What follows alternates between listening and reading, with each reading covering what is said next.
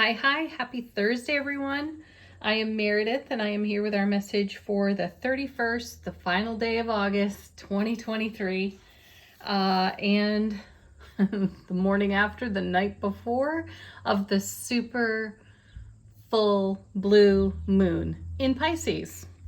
Yes, and thank you for the reminder. Got an email from one of the lovely subscribers here on the channel reminding me that Chiron is also retrograde.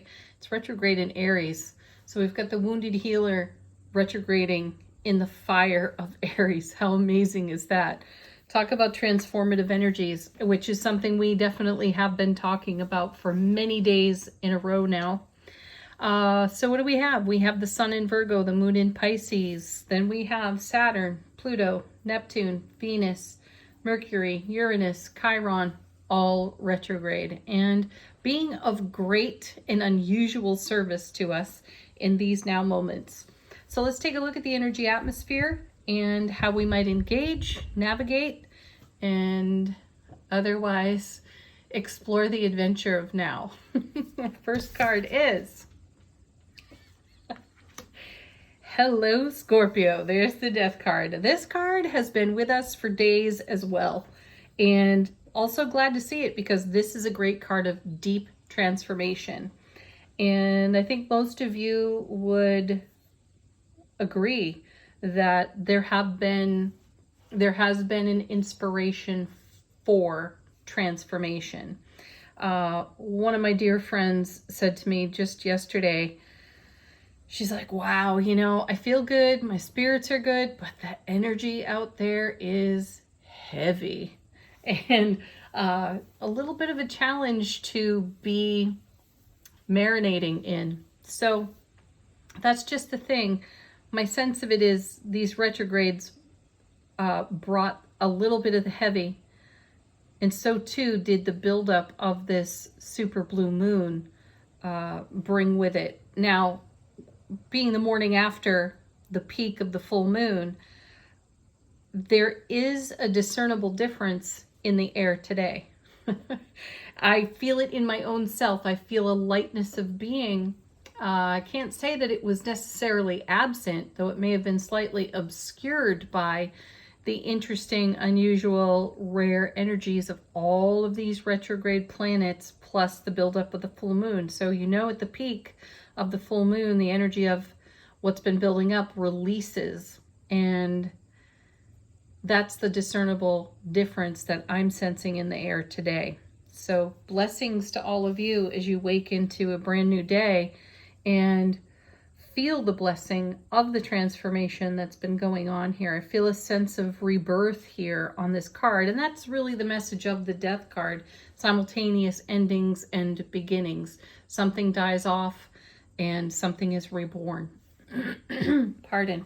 Now, on a personal note, I've also had some epiphanies in connection to self-relationships, some attitudes, behaviors, and belief system programming that I've encountered in the unique energies of the retrogrades and the build up to the full moon. So I know I'm not alone in that. I hear it in my family of friends as well.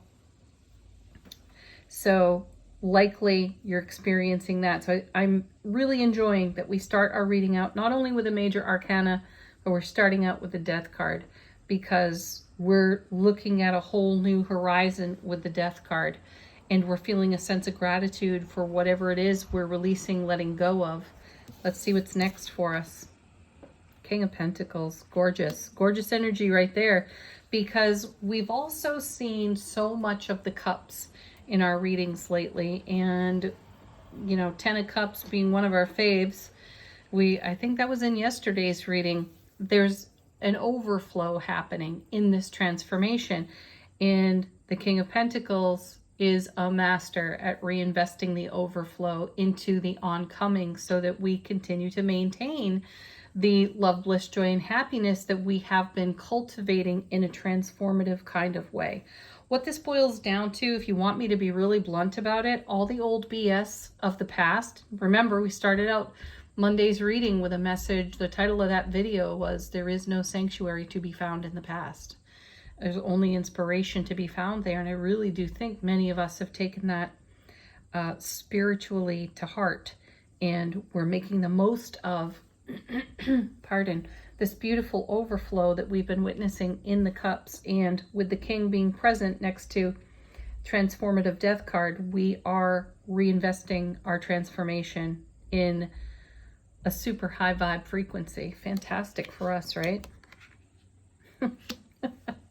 And here it is again. Look at that. This is a phenomenon on this tarot table. Here's the High Priestess, and often the High Priestess shows up with the Death card, vice versa, on this tarot table. These two like to be together in the readings here.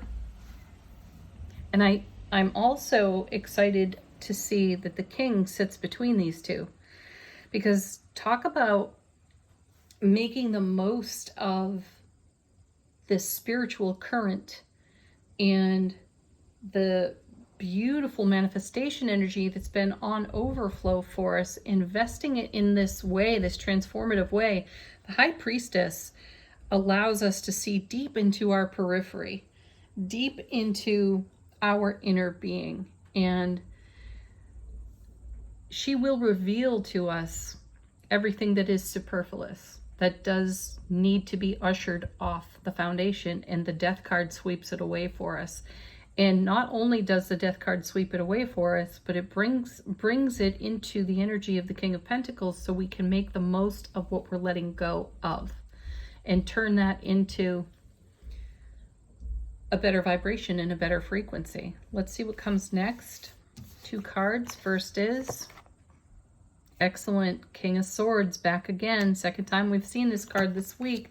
See, we are deferring to our knowledge, and we are leaning into our intuitive wisdom, which has been a profound message for us all this week, many weeks before as well. Listen to our intuition, follow the intuition. And one of the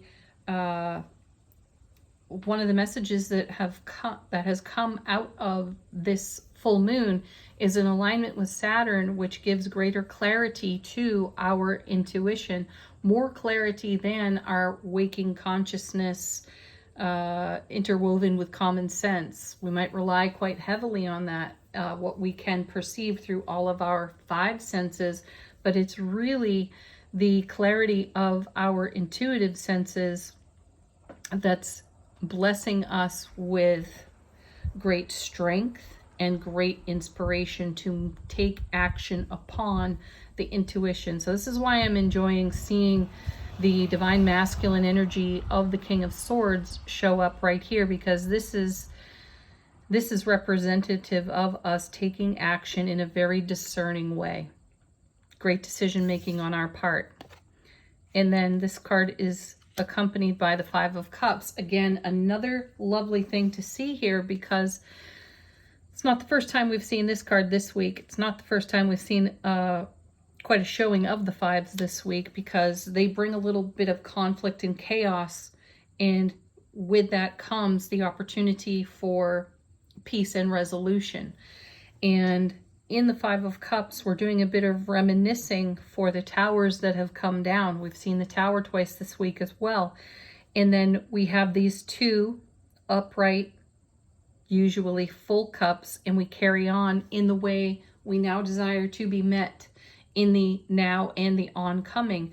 So we're taking a moment of appreciation and even inspiration for everything that's come away, Death card, and we are wisely, intuitively, High Priestess, King of Swords, picking up these remaining 2 cups and going on deeper into our investment here with the King of Pentacles. Next set, 2 cards. First one, back again with the 2 of Wands. I think we saw this in yesterday's reading. Stepping through a doorway, a gateway. I would say that we've definitely passed through that gateway, that across that threshold with the full moon energy, and we're looking at a whole new world of opportunity here. It's very inspired. We're very passionate, probably quite charged up to take action on the overflow we're talking about in the cards. And this card is paired with, look at that, beautiful, the Ace of Swords. There's the everlasting strength and even more brilliant clarity on this card. And aces are new beginnings, fresh starts. So we're at the beginning of a whole new journey. After pausing for reflection and enlightenment and some reminiscing, some hindsight recall, so that we can make the most of some of the challenges we've encountered in the past. And I feel a good appreciation for the towers we've taken down within ourselves in self-relationship to create lasting and even greater, more fulfilling transformation in the now. Whoa, that's excellent. Let's see what's on the bottom of the deck. How is the universe giving us a hand up behind the scenes? We have the Knight of Cups coming again. Second time we've seen this. So we are in motion. We are in the current of our overflowing Ace of Cups. So this is great confirmation for what I'm speaking on over here with the cards, that this particular King of Coins, Pentacles, knows exactly how to invest the overflow that we're witnessing here. And we're staying in momentum with it. Then we have, wow, this is now the third king, King of Wands.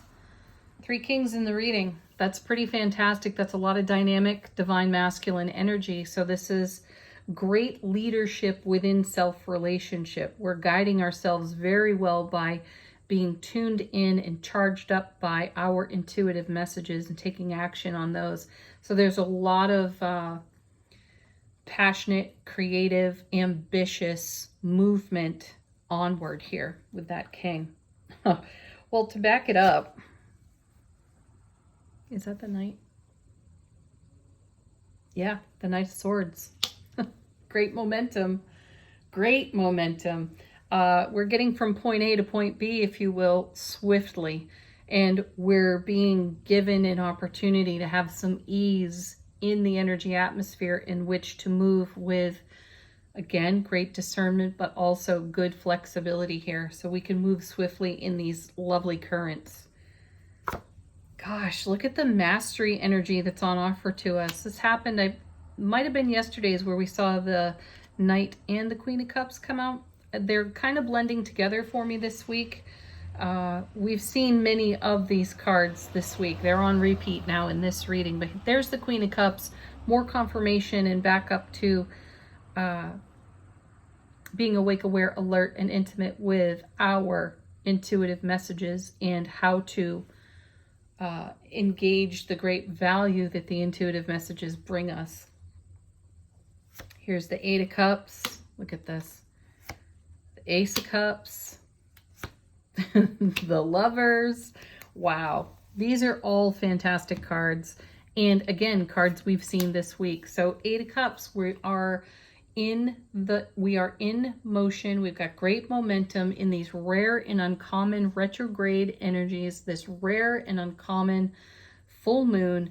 We are being exceptionally decisive and discerning when it comes to our love, bliss, joy, and happiness on overflow. The Lover's card is perfectly placed here. There's a lot of harmony, a lot of balance within self-relationship. So we're navigating the energy atmosphere quite well. Let's take a look at angel answers. This is an opportunity to ask a question of these cards, get confirmation, signs and symbols.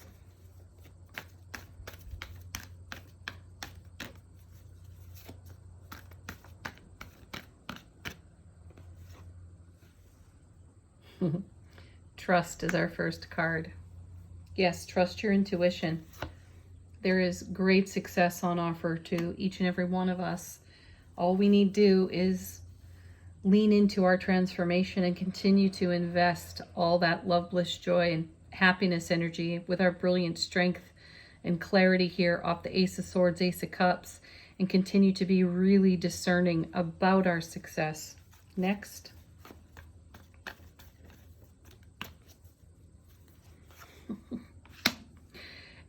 Is it this one? I think it's this one. We've seen it almost every day this week. No need to worry. None whatsoever.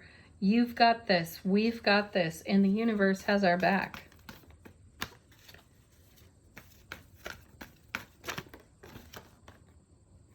Yeah. Again, another repeat card. Ask your angels. If you require guidance, ask your inner angel. Check that out. Ask questions of the multiverse. You will be answered for sure. Final word on the reading from Feminine Wisdom Oracle. How is our soulful presence informing our waking consciousness?